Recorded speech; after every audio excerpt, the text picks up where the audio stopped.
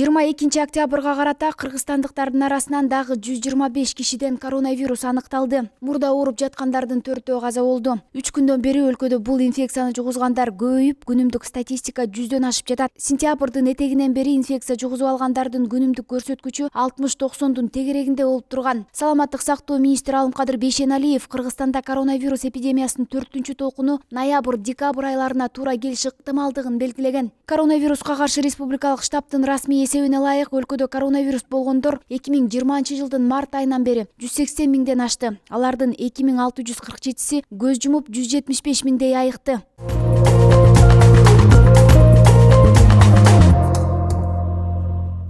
Бишкектин Октябрь райондук ички иштер бөлүмүнүн башчысы Уланбек Алиев камакка алынды. Ал кыйноо колдонгон, өзгөчө ири өлчөмдө пара талап кылган жана кызмат абалынан кыянаттык менен пайдаланган деп шек саналып жатканын башкы прокуратуранын басма сөз кызматы 22 октябрда билдирди. Алиев менен кошо аталган бөлүмдүн тергөө кызматынын башчысынын мурдагы орун басары Талгат Кубатбеков жана тергөөчү Айсулуу Рамазан кызы колго түштү. Алардын баары Улуттук коопсуздук мамлекеттик комитетинин убактылуу кармоочу жайына киргизилди. Булар иликтеп жаткан сотко чейинки өндүрүштүн алкагында жергиликтүү келинден көп суммада пара талап кылганы, көп балалуу энени милиция бөлүмүнө чакырып басым жасаганы айтылууда.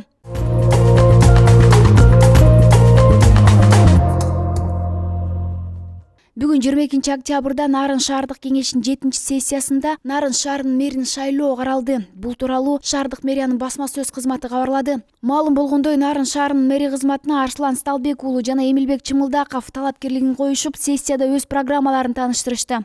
Сессияга 31 депутат катышып, жабык добуш берүүнүн жыйынтыгы менен Арслан Сталбек уулу 16, ал эми Эмилбек Чымылдаков 14 депутат өз добуштарын беришти. Бир депутат 2 талапкерге каршы добуш берген. Арслан Сталбек уулу 1990-жылы 2-апрелде Нарын шаарында туулган. 2008-2013 жылдары Ала Тоо эл аралык университетинен билим алып, каржы жана насыя, банк иштери адистигине ээ болгон.